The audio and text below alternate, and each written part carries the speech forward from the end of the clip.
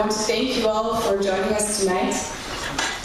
We appreciate your interest and your concern about this very important topic that we're going to talk about tonight. My name is Marika. I'm part of a recently founded student organization called Escaping Barclay Life. And we organized this lecture with Student Generale as part of our campaign to raise awareness about modern-day slavery, in which we want to inform ourselves and inform others about the far-reaching impact of slavery in our world today, learn how slavery works in our supply chains and in our neighborhoods, and how we can target it, and transform this knowledge into action by identifying and developing and engaging in practical ways to strengthen anti-slavery organizations and support the struggle against modern-day slavery, so that we can work together to create a global community of freedom and humanity and dignity. The Global Slavery Index estimates that there are around 30 million people enslaved today, which in fact is more than at any other point in human history. Slavery is a growing international issue which affects many different industries and every corner of our planet. And it is important that we realize our role and responsibility in this, because we are connected to slavery in the products that we use and buy every day. So I want to introduce our speaker, Professor Dr. Zoe Trodd from the University of Nottingham. She has done extensive research on modern-day slavery and will share some important insights with us tonight. She is specialized in contemporary anti-slavery movements and has written various books on modern-day slavery. She also recently addressed the EU Parliament's Human Rights Subcommittee on the question of the EU anti-slavery policy. And she also works with anti-slavery organizations to help them with their campaigns. She will be sharing her insights with us until around 9 p.m. and then there will be half an hour where everyone gets a chance to ask questions to her. So please give a warm welcome to Professor Dr. Zoe Trodd.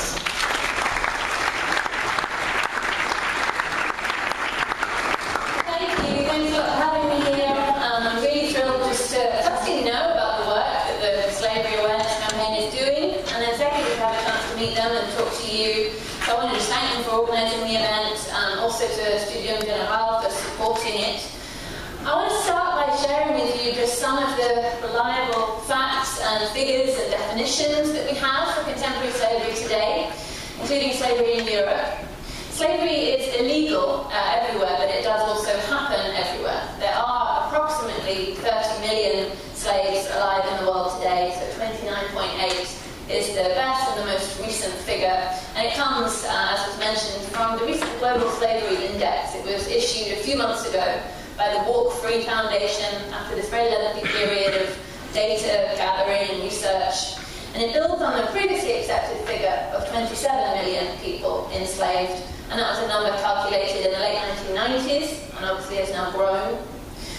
As was mentioned, this is more than at any point in history. It's more people than were stolen from Africa during the whole 400 years of slave trade, transatlantic slave trade. It's a number almost 7 times greater than the population of Ireland. It's nearly twice the population of the Netherlands. It's a number greater than the population of Australia. The countries with the highest numbers of enslaved people are up on the screen. So India, China, Pakistan, Nigeria, Ethiopia, Russia, Thailand, Democratic Republic of Congo, Myanmar, and Bangladesh.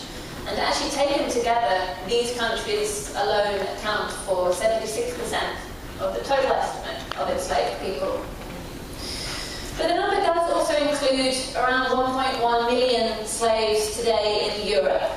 This is a full table showing the estimated actual prevalence of slavery for each of the 37 countries in Europe. And it also has an estimate of the proportion of slavery cases that are not known to governments. The largest numbers then are the Russian Federation, the Ukraine, Poland, and the smallest numbers are actually Luxembourg and Iceland. Globally, around 50% of slaves are female, 50% male, and actually about half are children. That's also the breakdown here in Europe, where people are enslaved in a variety of forms: forced prostitution, domestic service, agriculture, industry. About half in Europe actually are in forced prostitution. That's different to the global proportions. Only 20% of slaves worldwide are in forced prostitution. So globally, 80% are in forced labour. They're in carpet looms and quarries and brick kilns and fisheries. They're in mining. The form that we, I think, most often hear about in the media isn't at all the predominant form worldwide. As I mentioned, this recent research also calculates that in most European countries, more than 90% of slavery is unidentified or unreported in official law enforcement data and estimates. Just to illustrate that for a moment, how shocking I think this is, imagine that 90% of all homicides in Europe or in any Western European country would go undetected. If that happened, it would be a major scandal. It would be deemed a huge failure of law enforcement and the justice system. And that's precisely the case with slavery, which is often a bundle of different crimes, serious crimes, often deadly, most of which, assault and kidnapping, for example, are themselves extremely serious crimes. A large portion of this dark figure, though, this 90% of people that we just don't know about, we think consists of people not trapped in sexual exploitation, but rather in this forced labour. So enslavement outside of the sex industry. They're in agriculture and industry and domestic service. They're in construction, and numerous other sectors. And there exist very few assessments of this forced labour and of trafficking for forced labour. The problem of identifying victims here is particularly acute. So people who have been trafficked in forced labour are often actually more unlikely to consider themselves victims of a crime, or to identify themselves as having been trafficked or enslaved, and there's often no incentive for them to come forward. You know, if they don't have the correct papers to live and work in a country, they're usually treated as illegal migrants. They face swift deportation. So there's a vacuum of information, and then that's taken as a sign that forced labour trafficking is not a serious problem. And it means that events at the national and international levels and media reports do tend to focus on for sexual exploitation. And basically all that means is one quite basic but major challenge for all of us is to shift focus somewhat, so that the work we do, the conversations we have, encompass slavery in all of its forms. So include trafficking for labour exploitation, because there is still a lack of dialogue about the specific and the different needs for victims of forced labour. In terms of enforcement as well, there is still that primary focus on the immigration status of the migrant, not the criminal nature of the forced labour into which they've been exploited. As for what forms this slavery takes globally, the three main forms are chattel slavery, debt bondage slavery, contract slavery.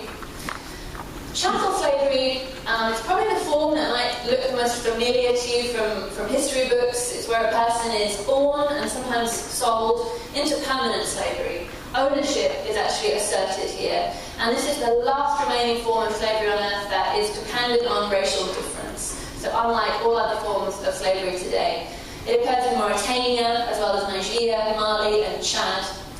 This is a woman named Tamada on the right. She was born into chattel slavery in Nigeria, where there's still around 43,000 slaves. She escaped actually with her 2 children at the age of 20. Then there's debt bondage slavery. This is where a person pledges themselves against a loan of money, but the length and the nature of the service is not defined, and the labour never ever diminishes the original debt. This is the form of slavery that takes place in South Asia, especially in India, Nepal, Pakistan. So Rampal, on the right, was enslaved as a child in debt bondage, actually at a stone quarry in India, and it was because his father had taken a loan about 25 years earlier.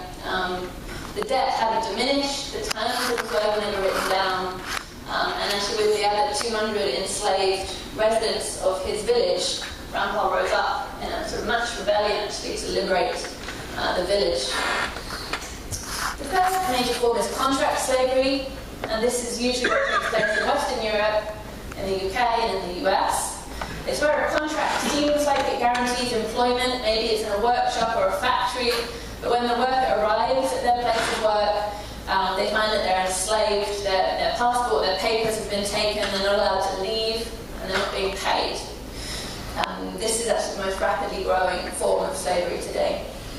Maria, up on the screen, immigrated legally into the US from Mexico at the age of 15.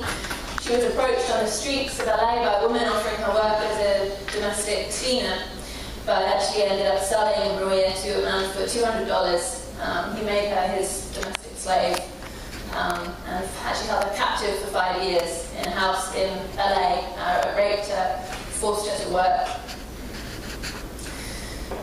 So that's some of the forms and some of the numbers, but of course a key part of all this that you have to be careful about is definitions. So when we're talking about slavery, I want to be really clear that I'm not talking about sweatshop labour or extreme poverty or all prostitution. Slaves today are paid nothing. They cannot walk away. They are forced to work against their will. So now, just like in the 19th century, their labour power is being stolen. Having a clear definition of slavery has been really controversial. There's been a bit of an inability by the international community to clarify a definition, and it hasn't helped in working towards an end to slavery. I recommend for a definition something called the Bellagio-Harvard Guidelines on the legal parameters of slavery. It was written in 2012 by a network of 20 scholars of international law, slavery, some anti-slavery leaders. It actually uses the definition of slavery that's given in the 1926 Slavery Convention. And that definition reads, slavery is the status or condition of a person over whom any or all of the powers attaching to the right of ownership are exercised. So as legal ownership rights are no longer being asserted by slaveholders, these guidelines state that today the exercise of the powers attaching to the right of ownership should be understood as possession. So control over a person such as a person might control a thing. So slavery is defined as controlling a person in such a way to deprive that person of liberty, with the intent of exploiting them through use, management, purchase, sale, transfer, disposal. The definition gives us a legal certainty, finally. This is the definition actually just been taken up by the British Parliament in its new modern slavery bill. And it gives us a legal certainty that is key to actually prosecuting contemporary slavery. And it also captures, I think, the factual reality of slavery. It makes us look quite closely at the core characteristics of an enslaved person's life, to actually see that they lost free will, they're under violent control, they're being economically exploited, they're being paid nothing for their work. Every culture, every historical period has known slavery. It's been packaged really differently at every time and place. When slavery gets legally sanctioned, when that sanction gets removed, when you have different notions of racialization, when the price of slaves goes up or down, you have a dynamic change in that packaging. People might be kidnapped or captured or tricked or born into slavery. There might be some contextual explanation for how they end up in this state of violent control. It might be political or religious or racial or gender-based or some combination of these things. They might be trapped in slavery that is linked to religious practice. They might be in state-sponsored forced labour. But the true nature of slavery doesn't exist in that packaging. It doesn't exist in a justification or an origin point. Across human history, slavery's core characteristics have just stayed the same. People being controlled through violence and used to make money. So now, as in the past, slavery means a person no longer has control over what type of work they do, over their work environment, over the conditions of their work, and over their freedom of movement in the context of this work. So basically, when you're considering a situation that looks like extreme exploitation and asking, is this slavery? A key question I would ask is, can this person walk away? And that's a key marker of enslavement, the loss of free will and free movement. Yeah, I think it should also be made plain that human trafficking is not in itself slavery. It's the process by which slavery can be achieved. It is definitely the case that some people think trafficking is a form of slavery, and a lot of people have heard about human trafficking, if not contemporary slavery itself. It started to seep into TV shows, there have been several movies about it, just put some on the screen. And it has become the third largest criminal industry in the world, after arms smuggling and drug smuggling. It is also the fastest growing criminal industry in the world. The trafficking is simply a mechanism, a conduit, by which some people are brought into slavery. So you might come into slavery by many paths, but the means of enslavement, the vehicle by which a person arrives at a state, at a condition of slavery, does not determine that state. So it's simply the means by which you arrive under the control of another. And I always think that it's the situation of enslavement, so being forced to labour against your will for no pay, that should be the determinant of status, rather than the method of recruitment or transportation. And as well, trafficking is just a small piece of the global picture. There are around 2.5 million people in the world who are in slavery after being trafficked.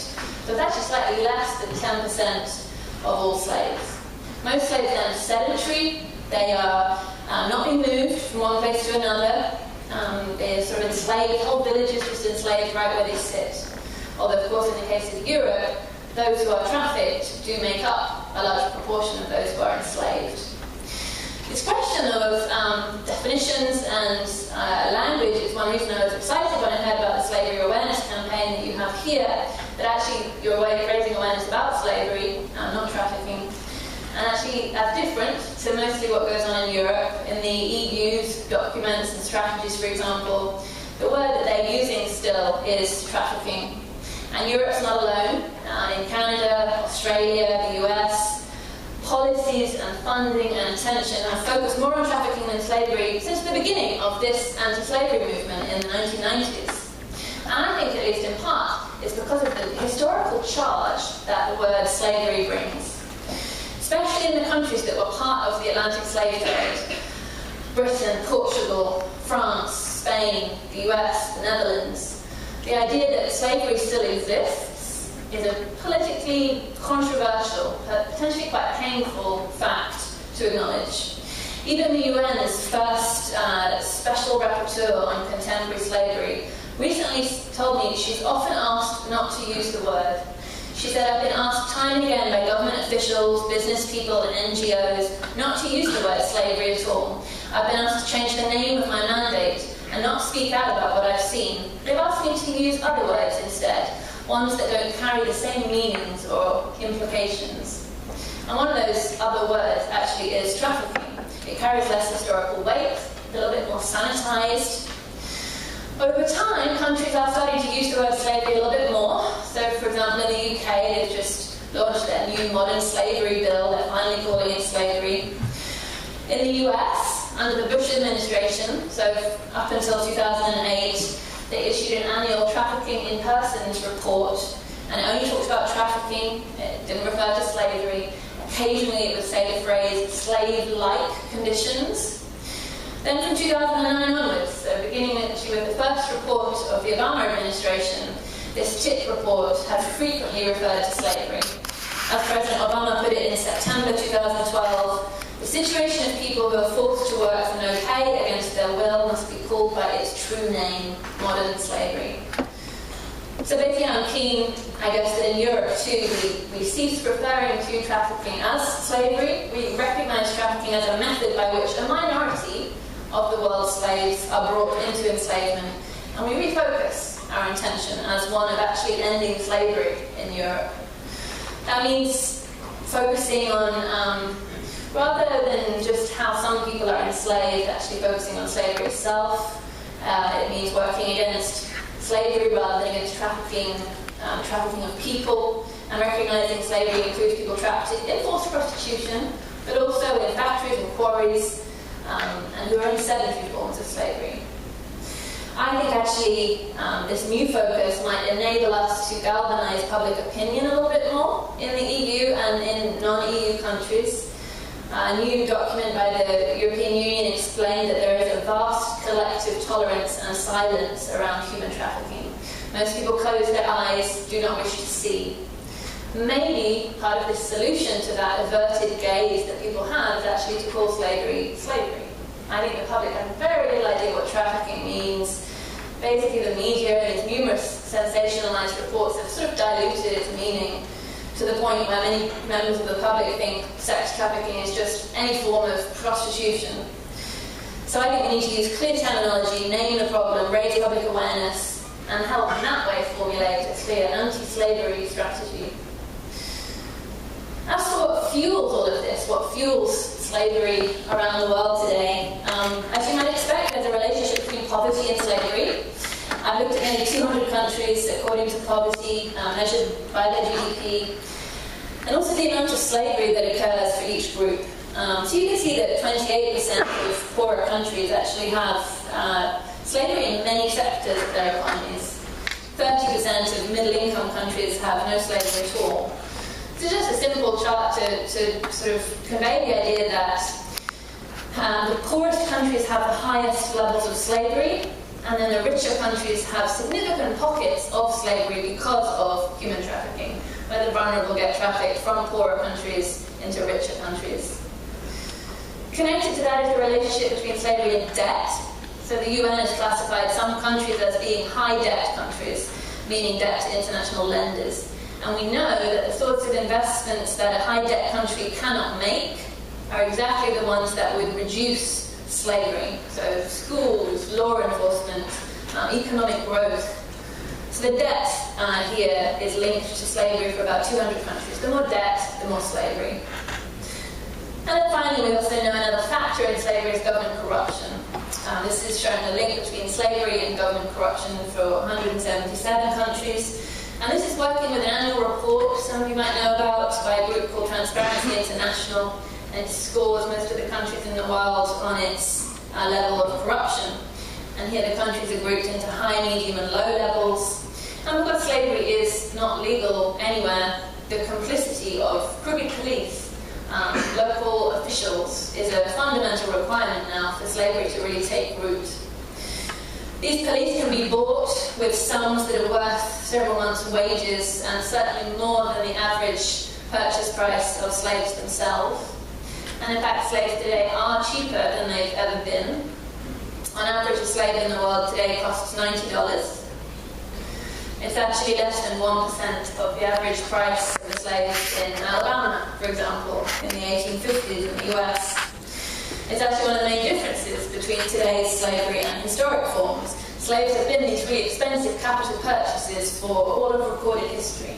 So over the last 4,000 years, the price of slaves has averaged between $10,000 and $40,000 in today's money. But the slave that cost $40,000 in 1850 costs less than $100 today. Slaves are cheap, the profit margins are huge, because of course their ability to work has not fallen with their price. For example, the amount of profit to be made on slaves in the 1850s in the US averaged around 5%. Profits today from slavery start in double figures and range as high as 800%. And you can see the dramatic fall actually in the price of slaves after some 4,000 years of high prices. And it's a fall that happens right after World War II. And one major reason that the price of slaves falls is the growth in the world population. So the moment when the population grows like never before in human history, it exploded from 2 billion to 6 billion in about 50 years. And most of that growth was in the developing world. So what becomes clear is how this population explosion made for a glut of potential slaves, and how flooding the market with the very poor, the very vulnerable millions in the developing nations led to this crash in prices. There are a few other differences, though, I just want to mention between old and new slavery, in addition to this question of price. Old Slavery had slave owners, so people who legally asserted and documented their ownership over slaves. Today's slavery, because it's illegal, merely has slave holders. And as well, racial difference was obviously important to old slavery, but today's slavery isn't racialized anymore, except, as I mentioned, in Mauritania, Sudan. It does sometimes look like race or caste or tribe or religion is a marker of slavery in a particular country or region, but that's because it's the minority peoples who are the ones most often trafficked and enslaved within a country. It's because these differences have made them vulnerable, because they're poor, because they're ostracized. They're vulnerable to slave traders and traffickers. But slavery is not being justified by race anymore. So slavery is not at the heart of, race is not at the heart of slavery. In spite of these differences though, today's slavery, I think, shares with old slavery the essentials of violence, of economic exploitation, of forced labour. The core attributes remain the same as they've always been. And actually, as slaves themselves explain, the fact of slavery is clear. I was born a slave. Ever since I was old enough to walk, I was forced to work for this family all day, every day. This is Salma, who was born into slavery in Mauritania. When I say I was a slave, or that my parents were slaves, I want you to understand what I'm talking about. At no time were we free to do what we wanted to do or make our own choices. That's when we realized we were slaves. That's Rampal, who was enslaved in India. I was a slave. I was never paid, but I had to do everything. And if I did not do things right, I was beaten, said Salika, who was also born into slavery in Mauritania. So you can, I think, hear the definition of slavery in these testimonies. You can hear the no payment, the lack of free will, the violence. I do want to just really briefly say something more about these testimonies, these contemporary slave narratives. Although I did just hear over dinner that there was an event recently where you actually sort of read some slave narratives aloud, performed them, which I think is great. But these narratives, just like in the 19th century, are slaves themselves speaking out, they're pleading their own cause. The first issue of the abolitionist newspaper Freedom's Journal in 1827 had a banner on its front page that read, "We wish to plead our own cause, too long have others spoken for us." And this phrase, the idea of pleading your own cause, was really at the heart of the power of the slave narrative. Slave narratives in the 19th century in Britain and in the US were more effective than any other kind of abolitionist writing. They gave readers these really intimate, detailed accounts of the brutality of slave life. They would highlight the heroism of these individuals who planned and who made their escape from bondage. The major anti-slavery organizations employed dozens of former slaves to lecture, to promote the cause. The 10 most popular published narratives sold hundreds of thousands of copies in the US alone. And today, slaves are telling their own stories. They're contrasting those same two elements of slavery's inhumanity and the slave's humanity, and really putting the narrative, the voice of the slave, back at the heart of the movement. So I did spend some years gathering these stories for a book, and I want to just read two short excerpts from two narratives, just because they're incredibly powerful. It's about a woman called Christine who was enslaved in the US. It should be asked, why do these women stay alive? Sometimes, maybe much of the time, we don't even know. Sometimes we do wish we were dead. We wish they would kill us. We can't take it anymore. So why do we stay alive? We stay alive because we do not want them, the masters, to win. We stay alive because we are women in search of our lives. We are women in search of freedom. We must be on the lookout for each other. We must break down the doors and get out the women and girls held in cages. I will be on the lookout for you. I hope I'll never find you there. But if I do, you have my word that I will lend you my hand. Now this one's by Salma, who was born into slavery in Mauritania. My name is Salma. If you want to meet me, I am here. I am a witness before the whole world to the fact of slavery in Mauritania. I was born a slave. When I got to New York, I found liberty. I worked when I got here braiding hair. That was the first time I had been paid for work that I had done. To be paid for my work, that was really liberty. For me, liberty was a thing that was necessary, that all slaves must dream of. I always thought about liberty. I always believed that I had to be free, and I think that helped me to escape. I never knew people in my family who escaped before me. In my family, I was the first one. My mother and father died slaves. I told my mother that one day I would be free. So I think at least these are great pieces of protest literature. They are subtle and complex and creative. These are voices telling a free story. They are reversing the attempt of the slaveholder to transform a human being into a commodity. They are bearing witness to a shared humanity between slaves and non-slaves. And actually in their narrative, several slaves point to that attempt at dehumanization. Beatrice was enslaved in Lebanon, and she writes in her narrative that she and other women were examined as if we were vacuum cleaners. Dina writes that slavery makes people into objects. Nu says she felt like a piece of flesh being inspected, bought and sold. But telling a story, these narrators make themselves subjects of a story, not objects for sale. They're asserting their humanity in the wake of being less than human. They're narrating themselves back into existence. They're engaged in this process of self-making, achieving a sort of literary emancipation after their physical emancipation. And if they're personal stories in that way, stories recreating the self, they're also very political stories. So now, as in the 19th century, slaves are using their stories as tools for ending slavery. So some people told me their stories in order to raise just a general awareness of slavery. And others were seeking specific changes. So some were telling stories at congressional sessions on anti-slavery legislation. Sam wrote his story to raise awareness about the ongoing enslavement of his wife in a Chinese labor camp.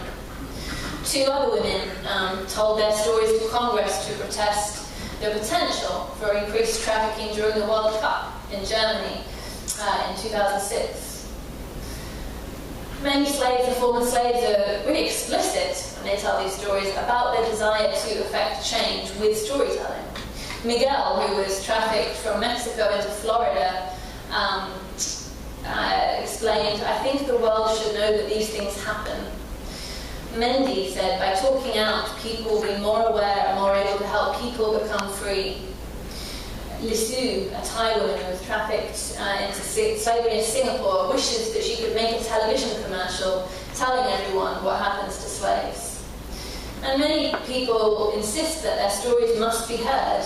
Salma writes, "I want you to read this attentively." Dina, who was trafficked in Cambodia, opens the narrative just with the words, "I want you to listen." And some actually ask the reader to try and translate the reading experience then into action. So Tina, who was trafficked in the US, ends her narrative with, "Now that you have the knowledge, what will you do with it?" Some slaves go even further. They imagine solutions to slavery.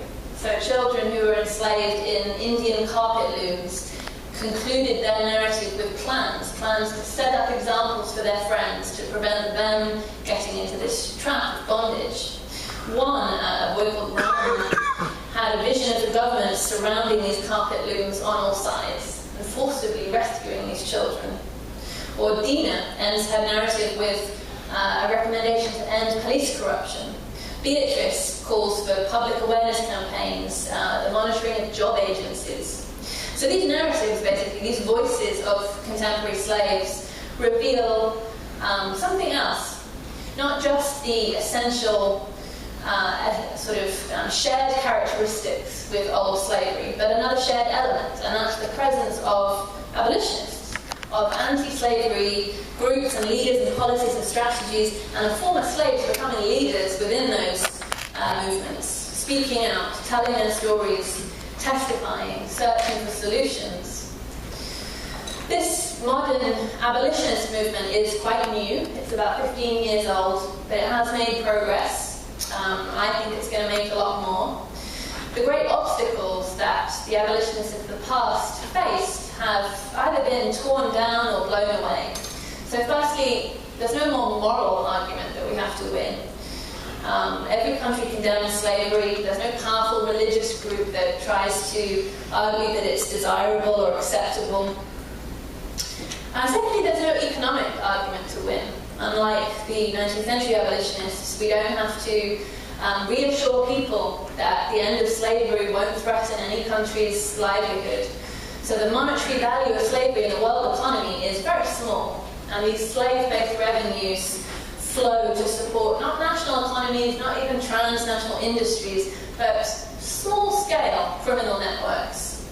So the cost of ending slavery is just a fraction of the amount that these freed slaves are going to pump into the economy. And thirdly, there's no legal argument to win either. For the most part, the necessary laws are on the books. We don't need any more laws. Some of them might need updating. Some of them definitely need their penalties increasing. But nowhere on earth is slavery legal. So instead we fight a different battle, and it's the battle for public awareness. Now, significant portions of the global population don't know, or don't believe, or don't want to believe that slavery still exists. And that includes large numbers of policymakers and law enforcement officials who should be at the front line. And that lack of awareness in turn means that very few resources get brought to bear. The US government, for example, spends about $100 million a year on combating slavery and trafficking, and that's compared to the $40 billion they spend on a war on drugs each year. So you have sufficient public awareness, might mean a few more resources, pressure on politicians and the international community, including the EU and the UN, because in fact, these people don't need to have a revolution to free slaves. They just need to make adjustments. For example, the UN needs to have a special representative of the Secretary General on slavery. It needs to start using slavery inspectors in the way it uses weapons inspectors. World Health Organizations need to get refocused through a slavery lens. Foreign aid needs to be thought through with anti-slavery focus. Trade policies need to reflect the idea that slave-made goods are taboo on the world market. Trade financing needs to be linked to demonstrable efforts to remove slavery from local and international markets. The EU should consider policies on debt relief and law enforcement and military cooperation through the lens of slavery. And so what many in the anti-slavery community are pushing for is this kind of slavery lens. So the systematic deployment of existing instruments of development and trade and networks and diplomacy against slavery. To try and make anti-slavery a lens in the way that gender has become a lens too, for assessing development programs, for example, over the recent decades. Key ingredients in this whole process, in which everyone has a part to play, from local police to the UN, key ingredients are definitely community-based solutions that include education and rehabilitation, law enforcement, anti-slavery trade policies that are part of a new industry responsibility. So, for example, one of the best guards against slavery is education. Many people get enslaved through deception. So recruiters hold out the offer of a job to the economically desperate just long enough to take control of their lives.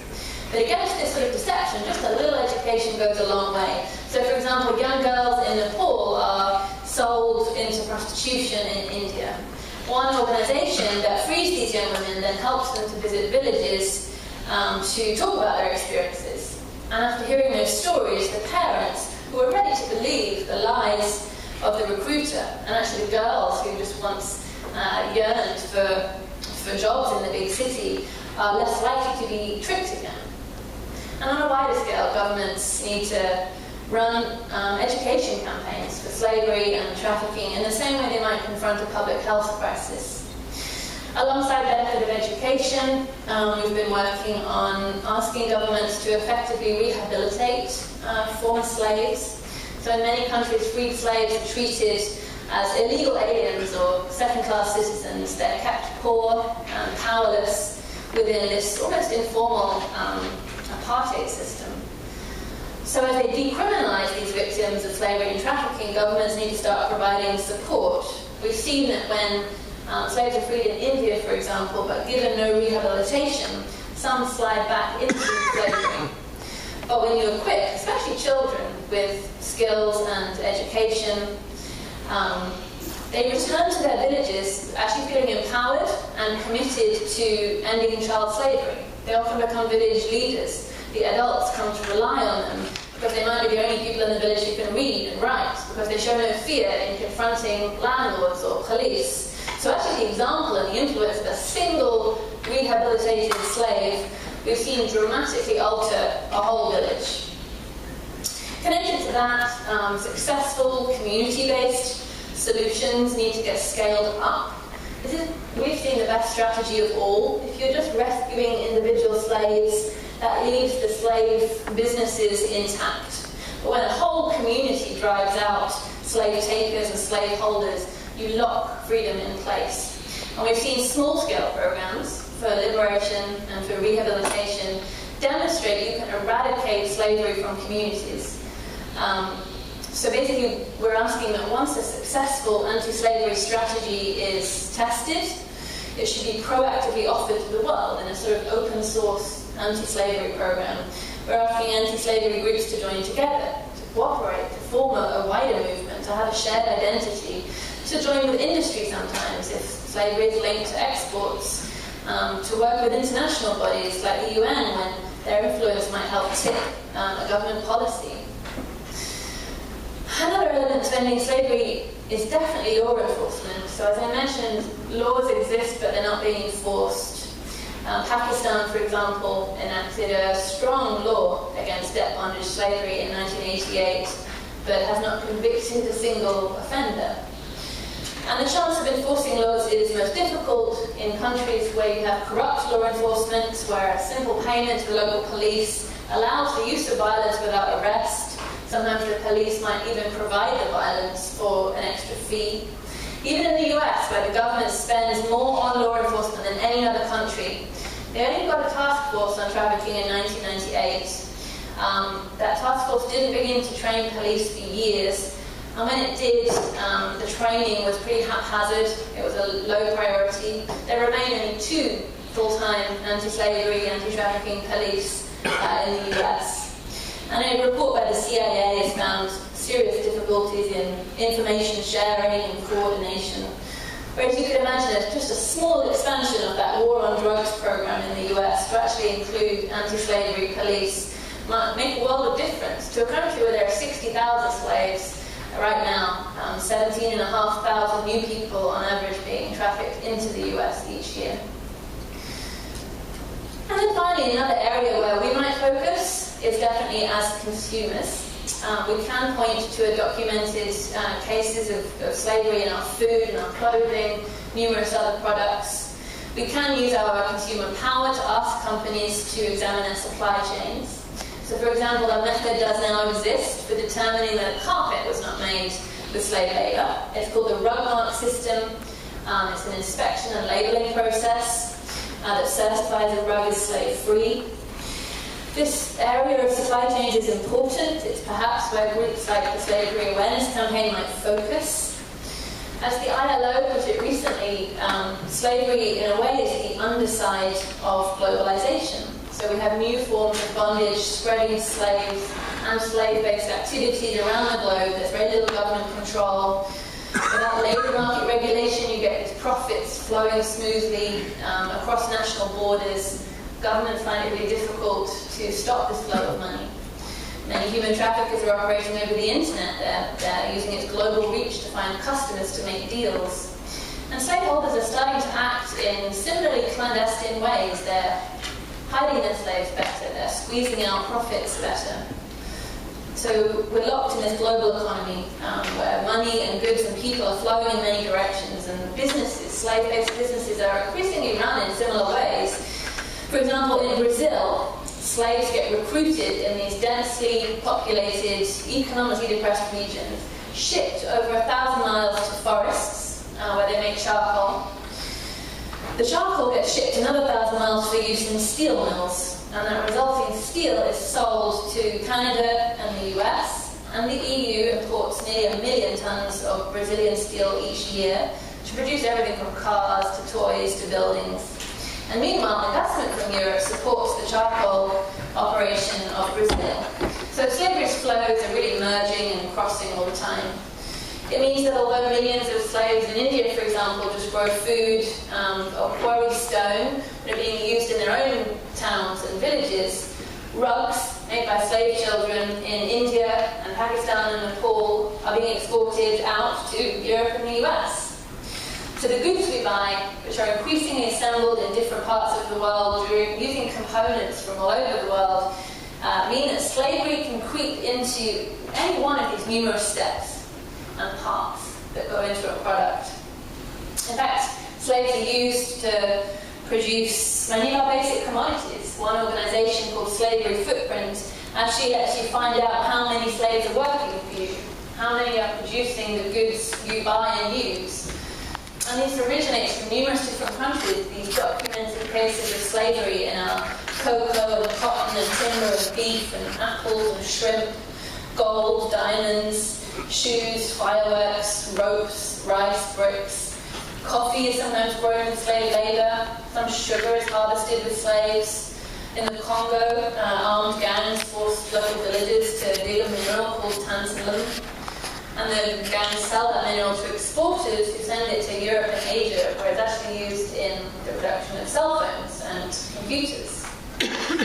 Governments and industries, though, can intervene, and they're starting to. Businesses can help stop slavery by taking responsibility, by cleaning up their product chains. For example, the EU is considering a law that's similar to the California Transparency in Supply Chains Act of 2010. And it's a bill that requires all companies that trade over a certain size to publish information about what efforts they're making to ensure modern slavery is not in their supply chains. So an EU directive on this transparency in supply chains, if you aimed it at companies in the EU, maybe those that have annual gross receipts of more than 100 million euros, would increase companies' accountability, it would encourage them to be proactive in addressing slavery through compliance systems. And at the same time, the EU could start inviting civil society groups to engage with companies to help identify slavery in their supply chains, in their subcontracting chains. It could start carrying out independent third-party reviews of company programs. And it could also bring together everyone who benefits from a commodity or a product to clean up the product chain. This would be along the lines of the International Cocoa Initiative, for example. So this is where governments would act actually as matchmakers between competing companies and the anti-slavery movement, so actively bringing together stakeholders. And at a higher level, slavery in the supply chain needs to be dealt with in international trade. So the World Trade Organization needs to have just a simple and perfectly legal prohibition against slave-made goods and commodities being imported, for example, into the EU. The EU needs to negotiate its trade agreements in a way that prohibits the circulation of goods produced from slave labour. It needs to pass and then enforce a law that slave-made goods cannot be imported into or exported out of, or even just traded within the EU. Slavery is a drag on local and national economies. Its eradication needs to be a key element of trade law. The EU could also develop and publish an annual country-specific list of goods that are produced by slavery. They should specify that the problem has to be significantly reduced if those goods are going to be removed from the list. And a key example here actually is the US Department of Labor's list of goods produced by child labour or forced labour. If governments don't respond, for example by implementing a system of inspections or protections, the EU should reduce import quotas from those countries that have these slave-made goods. So, as well, the EU, in sort of implementing this, should probably be encouraging its countries to have slavery inspectorates. It could be making slavery inspectorates part of existing national labour inspectorate systems, aiming these at the industries and the economies that are most likely to use slaves. And private banks should also be encouraged to refuse companies, business entities, credit until slavery is removed from their supply chains. This is a useful model coming out of Brazil. It's called the Dirty List, and it's been issued since 2003 by Brazil's Ministry of Labour. And it's basically a list of all the individuals and corporations deemed responsible for situations of slavery, and it subjects them to sanctions, and it prevents them from accessing public funds.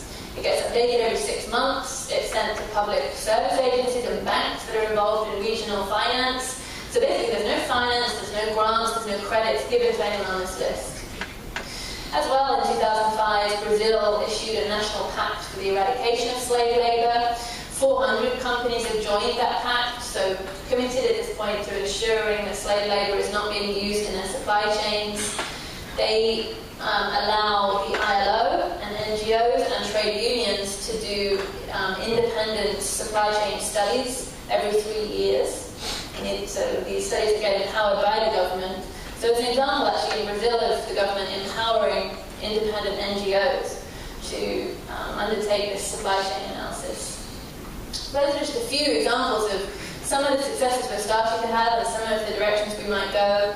And really whether it's crafting policies like this that free millions of people or just carrying one slave to freedom, we have examples before us. Slaves have been coming to freedom for hundreds of years, and today more slaves are being freed, and each liberation we see is a model for another one.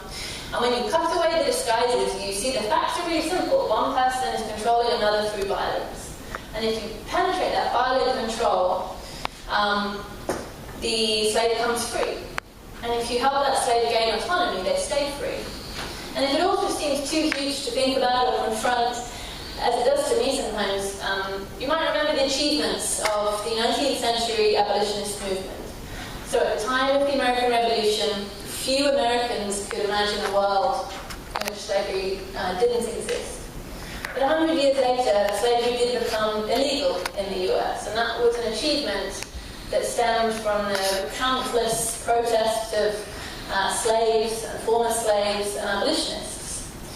And so, I'm a professor, but I'm also an abolitionist, and I think we have the chance to end slavery in our lifetimes. That a world without slavery is within reach, and it will be a pretty huge watershed for humanity when we finally reject what I think is the great lie of history, that some people are subhuman. And we embrace instead that great abolitionist truth that the 19th century abolitionists tried to teach us, including Frederick Douglass up on the screen, that labour shouldn't be forced and that people are not for sale. Thank you.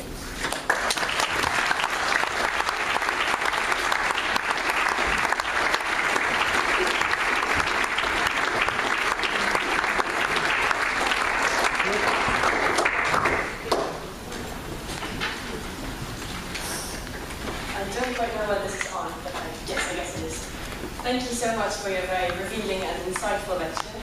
We will now have time for a question and answer session. If you have a question, could you please raise your hand? Then Christine will come to you with the microphone if I point towards you. I'm guessing that there will be many questions after this, somewhat confronting truth. Is there anyone who would like to have the first question? Yes, if Christine has the microphone working. Could they call it out loud? All right. Could you raise? I saw those hand there. Yes.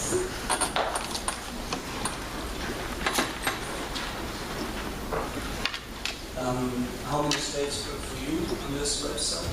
Say again? How many slaves work for you? That was mine actually. That was my 52. Yeah, I hoped it would be lower, but it wasn't. And that's a personal way with that. Who has a question?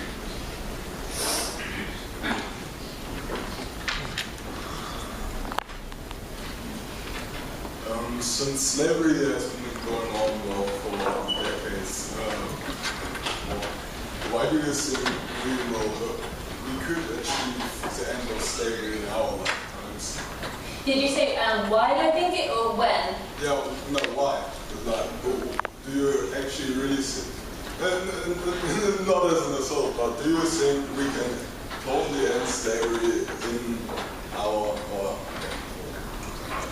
Yeah, I do. I mean, I think that I'm not convinced there'll ever be a world where there is not a single enslaved person. But I think we can take it down to a tiny fraction of where we are now with this 30 million. And I think that partly because of the reasons I laid out about the the sort of constellation of things that are in our favour that weren't in the favour of the people in the 19th century fighting against legal slavery. That we don't have to convince anyone of anything morally, economically, legally. This is about actually identifying the causes of slavery, actually identifying slavery itself, because 90% of it in most countries is still pretty hidden, and then combating it in the way that we would combat any crime. It's also, if it's the number that seems too huge to actually eradicate, it's actually the smallest ever proportion of the global population.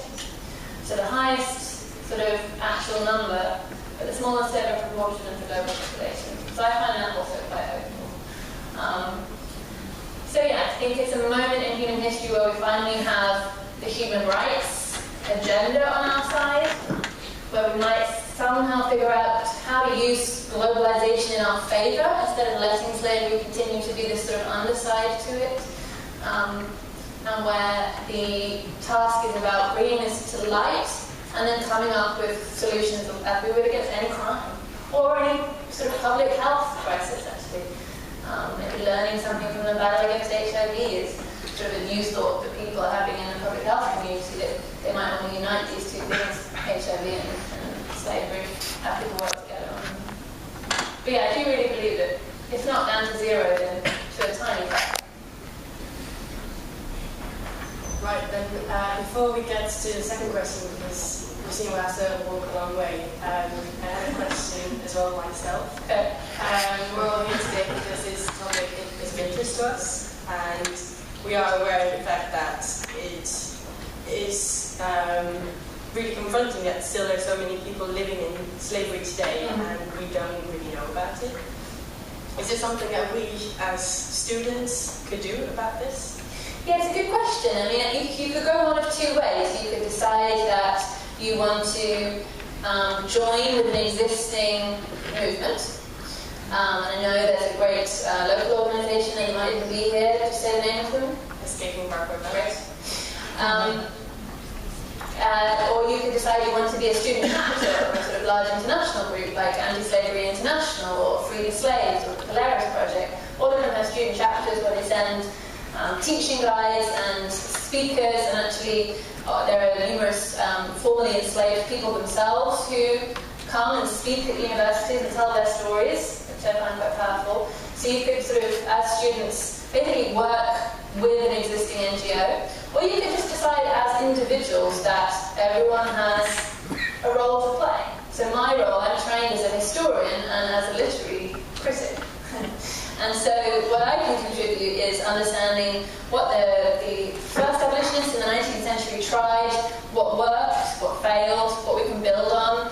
We don't have to reinvent the wheel. They had certain rhetorics and images and methods of persuasion and organizational structures, philosophies that we might adapt, so we don't have to try again.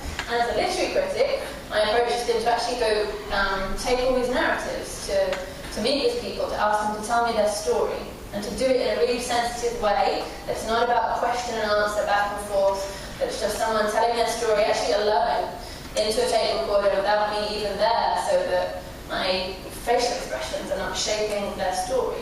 And I can do that because that's what I'm trained in. And I know in the 19th century, white abolitionists did that very badly. So they had a real control over the stories that African American former slaves were telling. So I guess that's a long way to say, I'm never going to be someone who's bursting into carpet rooms and rescuing slaves, and I'm also never going to be someone who's doing a lot of the really hardcore sort of data crunching and figuring out the sort of statistical models that will tell us once and for all exactly how many slaves are in the Netherlands. But I can bring my skills as a historian and as a literary critic to bear on this. And I've seen students who think they have nothing to contribute because they're, medical students, actually starting to work with local hospitals to make sure that ER doctors, A&E doctors, are being trained in what to look for. When people come in, slavery looks different to other things. It doesn't just look like torture, it doesn't just look like rape, it doesn't just look like starvation, it looks like all of these things. So that's something medical students have been involved in. I've seen psychology students starting to put together the first ever training manuals for therapists on how to actually talk with a former slave, because it's a different therapy process to just a rape victim, just a torture victim. Someone interested in public health decided to work with the medical examiner's office, because actually to identify when someone has died that they were enslaved is a different process to all these other crimes. Everyone has a role to play, basically. So I think it's this huge movement, and it's about thinking about your particular skills, your particular interests. You won't be interested in all of these forms of slavery. I have a colleague who's just focused all the time on child soldiers. That's what she's interested in. And I can try and interest her in other things, but all she wants to think about are the 300,000 child soldiers who are in the world. That's her area of research. So I think you all find different interests and you all find different skills. And then I would encourage you to think about where locally, nationally and internationally there are anti-slavery groups that you could offer those skills to. Okay, thank you. There was another question here in the front. Okay. Yeah, I was just interested in when the slaves get out of being slaves and what kind of jobs are they doing? Are they then just low-paid workers, or are they really free and can do whatever they want? I mean, they didn't have any education before, so how are their chances afterwards? Like, I mean, like tribes in India who are slaves and then are free, so I don't know how they do. It's a really great question that many people had. The question is what sort of work and what sort of lives do people have after they come out of slavery? So it sort of depends. If they're in a culture that had sanctioned the slavery in some way, it's often a life of being pretty ostracized. And we see quite a number of suicides there. For example, one form of slavery that still exists in Ghana is of Trokosi slaves, where women, actually as 4 or 5-year-old girls, are handed over to fetish priests as sort of punishment for possibly a crime and family money committed as ancestors 200 years ago, and they are held against their will and impregnated repeatedly and used as domestic slaves. When they're used up, when they're not bearing children anymore, they're sort of dumped. And so far what we've seen are communities rejecting them. And we've seen that a lot in Nepal as well, that when the girls who are enslaved, usually in India across the border, in forced prostitution, but they try and return, and actually 60% of them when they return are HIV positive. A good proportion, I don't think we have exact figures, are rejected actually by their families. They are fallen women in some way.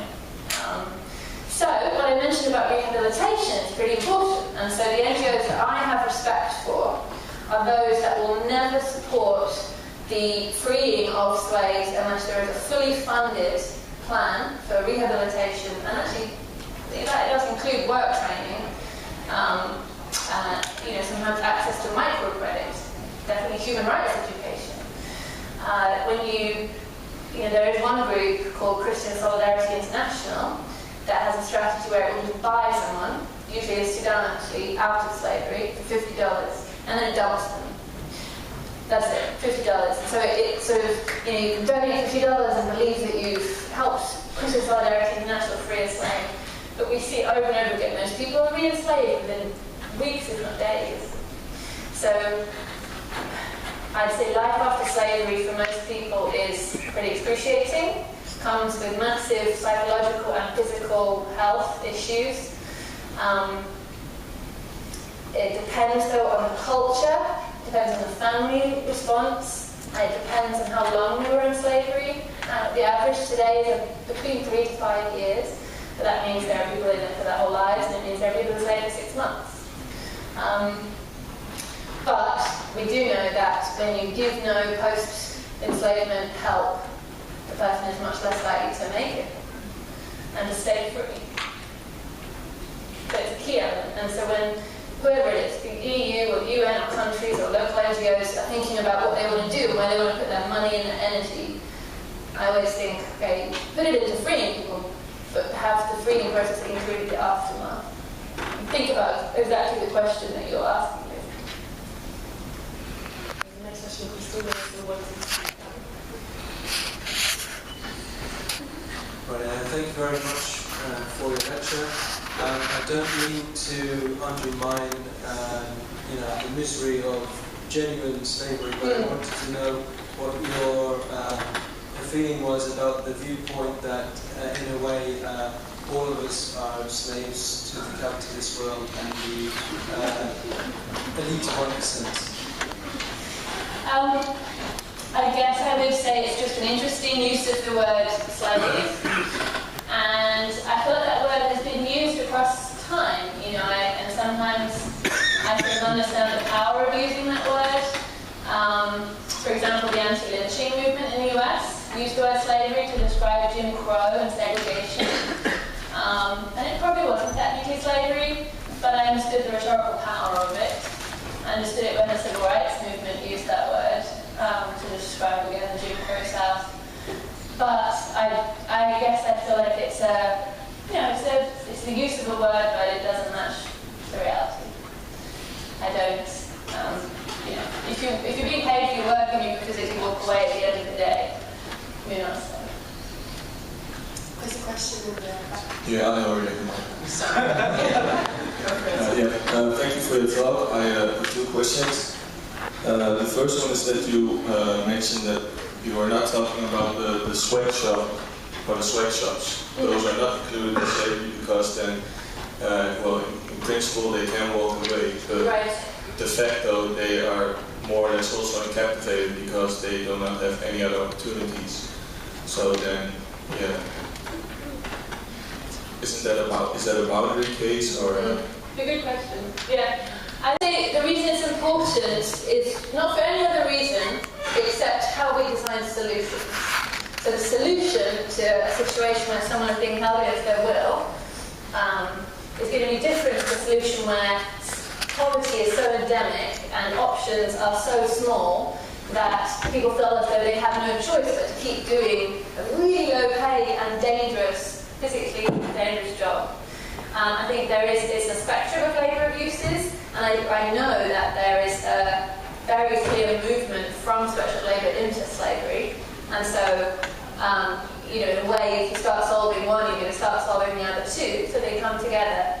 But I think to let us actually focus on solutions for both things that will be slightly different, I think you have to name them differently, because they will bring with them different legislation and different funding streams.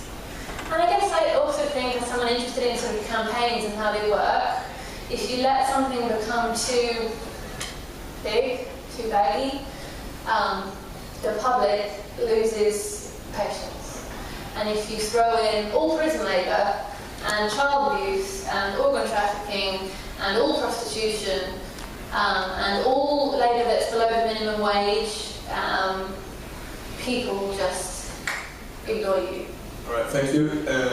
Then my second question. I noticed a tension in your talk, which I hope you can clear a bit, because on the one hand you emphasize that it's not that slavery supports states or transnational organizations, so it's a small criminal network, more or less. But on the other hand, you also emphasize that we as consumers bear responsibility because corporations have slaves in the supply chain. Yeah. So, but then again, I'm wondering, because if it's just a small criminal network, we could, in theory, without major changes in our way of consumption, eradicate poverty. But on the other hand, if it's the fundamental of our economic system, then we really have to change our way of life here, everybody, to eradicate poverty. So Okay, a couple things to say. In any given product or good that has slavery, only 1% of it will actually be slavery. So a t-shirt, for example, that Gap might sell, 1% of those cotton threads will have been sort of made, harvested, farmed with slave labour. We start boycotting Gap. All that does is punish the sort of farmers, the 9 out of 10 farmers, the 99 out of 100 farmers who haven't used slave labour. So we know that boycotts don't work in that way of specific companies. So you have these, and a supply chain might be, 17 stages long, and you can trace slavery down to the sort of origin point it's very unclear so far if any of these large corporations know about sort of criminal networks that are trafficking people, they're enslaving them, they're making this cotton or cocoa that's going to make chocolates. So there's a sort of direct profiteering that's happening by the networks, and then there's this sort of indirect and pretty small use of slavery in these companies. It doesn't mean they don't have responsibility to clean them up and to know more about these 17 stages and to put into place inspection programs and pay for that themselves, which is what the chocolate industry is doing now. So we know by 2020 that we will not have slavery in our chocolate anymore, which is, good. But, it was only ever about 5% of our chocolate, which is too much, which is why we've got this protocol. But that sort of 5%, companies weren't profiting from that. It was the sort of origin point 17 stages back, if that makes sense. Thank you. Next question. These are great questions, by the way.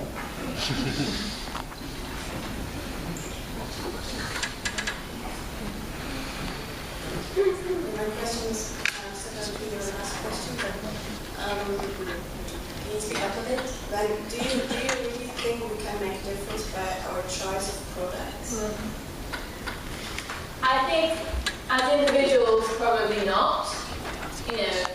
I sort of want us to be able to, and that's why I like things like the slavery footprint. I think the more useful thing about things like this is that when hundreds of millions of people do it, and so far I think 50 million people have done this slavery footprint, what that equips the slavery footprint people to do is go and ask industry and governments to sit down in a room and come together with some sort of protocol for that specific industry. So, because, after you fill this out, you don't just say, oh great, 52, that's terrible. Then there's this whole other page about action, clicking things and signing other things and sending petitions all over the place. So I think collectively, sort of having knowledge, being shocked by it, expressing that shock in a way that equips these sort of international groups to then go demand change at the industry level is probably our role. But I've yet to see a moment where us sort of individually boycotting things really worked. I think it has to be us pressuring the large industries to do something about it. It's a larger problem than us.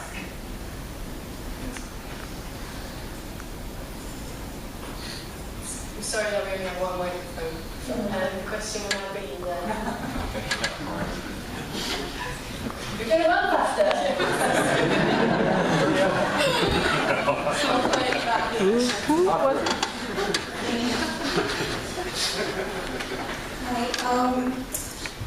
There have been thousands, millions maybe of people in the name of emancipation and better livelihood.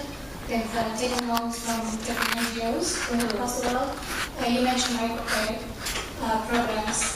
And there have been countless incidents of suicides because they were not able to pay back the loans.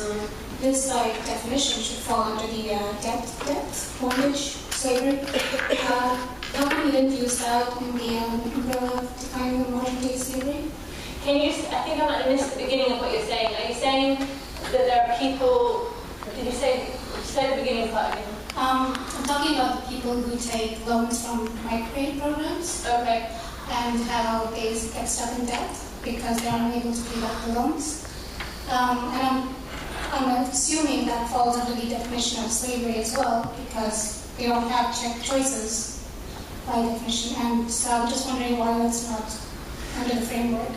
Yeah, I guess I would still put it on that spectrum of sort of abusive practices if the microcredit people lending them money are sort of now taking the sum total of their labour in some sort of dodgy repayment scheme. But I guess if the person can sort of choose to be in debt, but there isn't a man with a gun or a dog or a barred window or your child or your elderly mother, under threat, and it's just that it would be a really tough choice to continue being in debt or to leave that job because then you'll be in more debt. Just again, for the part reason about solutions, it just seems like the solution there is to clean up these microcredit companies who seem like they might be being abusive. but that's a whole different solution to the ones we're coming up with for slavery. And then again, just for public tolerance, where people get protest fatigue and you only get a small amount of public attention, and if you throw stuff in that seems to people a little bit tenuously related, they will just tune out. And it is just, we saw that happen in the 19th century when the Labour activists and the people fighting for the vote, women's vote in the 19th century, started to try and call women not having the vote slavery, and sort of low-paid industrial wage labour in the north slavery. Some of the abolitionists, the anti-slavery people, Frederick Douglass and others, were interested in it and thought this could be a good sort of collaboration, but it diluted and weakened the anti-slavery movement. Add all those things in, and actually split anti-slavery movement because of this question of how narrow versus how broad.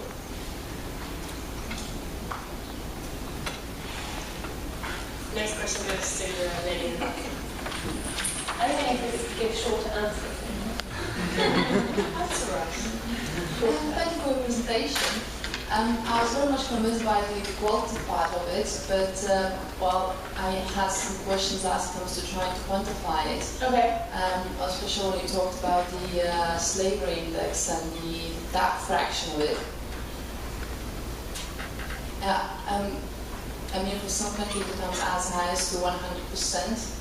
And so obviously just as seeing the tip of the iceberg and trying to estimate how much of it is under the water. We're just trying to estimate how much we do not know. So I wanted to ask how accurately do we actually know about the scale of slavery, and what are these estimates based on, and how reliable are they? Yes. The estimates that economists and sociologists and political scientists did work on for about 10 years. And they did get vetted through this sort of lengthy peer review process.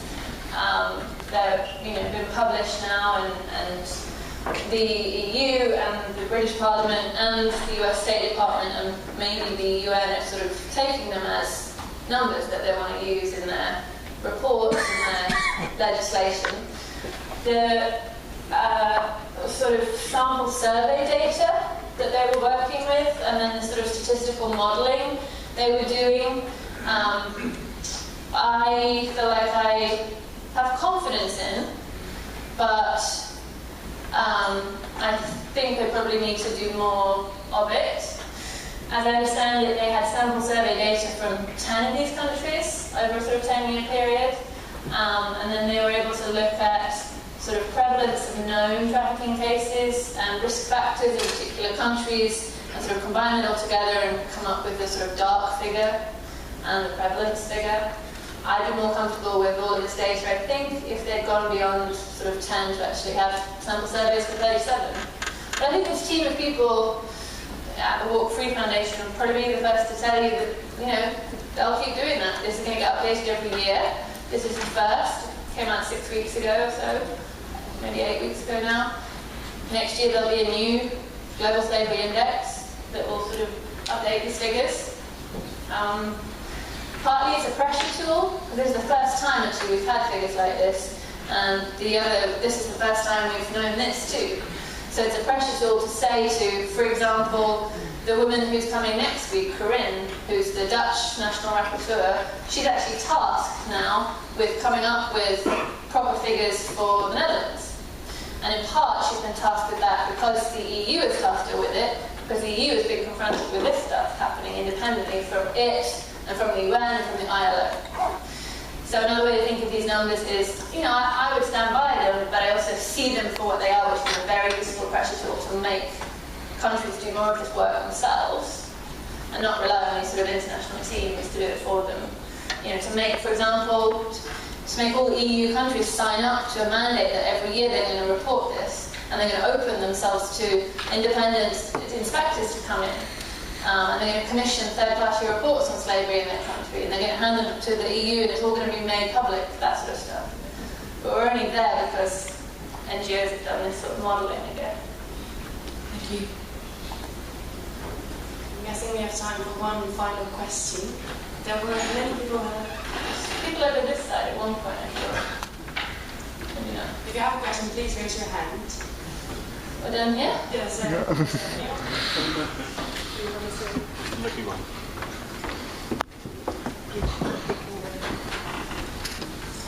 Hello, everyone.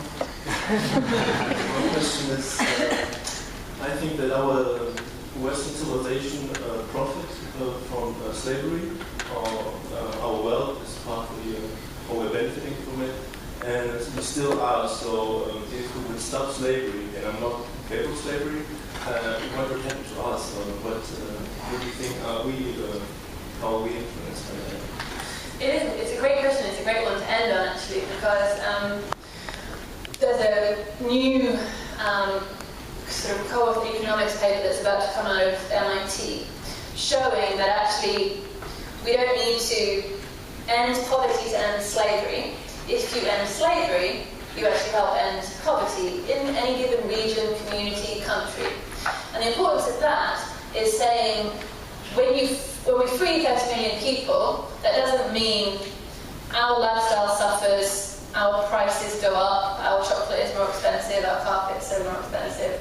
Actually, we all benefit. And this paper is calling it a slavery dividend. Now, it seems quite cold to me, but these are economists, and so they are a little bit cold. Sorry if anyone's an economist.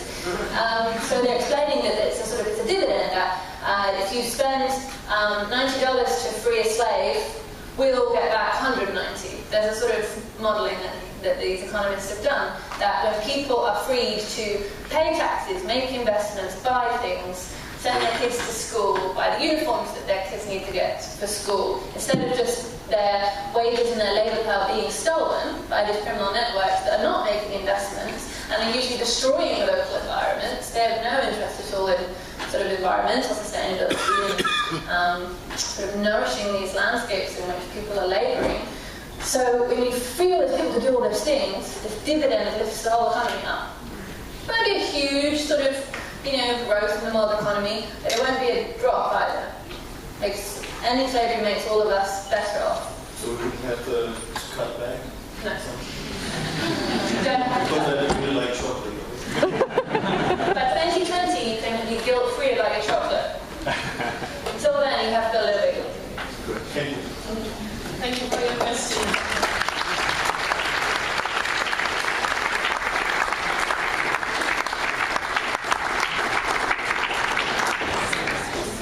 Thank you, Zoe, for coming all this way and giving us this powerful and insightful lecture. On behalf of Student Canada and Escape Bar, we'd like to have a small presentation.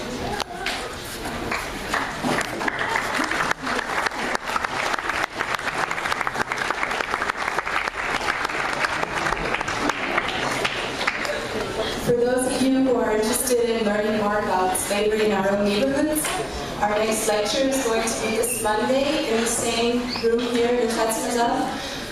We invited the National Rapporteur of Human Trafficking, Karuna Detmeijer. She's going to be talking specifically about slavery in the Netherlands. And as a co-speaker, we invited Laura de Vries from NGOs, which is a local organization which works with victims of human trafficking and slavery in Groningen. And she's going to be talking specifically about slavery in Groningen. So I'd like to invite you to this lecture. And for anyone who still maybe has some questions for Zoe or is interested in continuing the discussion, we're going to take now to the Spiegel, which is a jazz bar in Kappenstraat. So if anyone wants to join us, I guess we're quite a few people, but let's go to the place. Thank you for coming.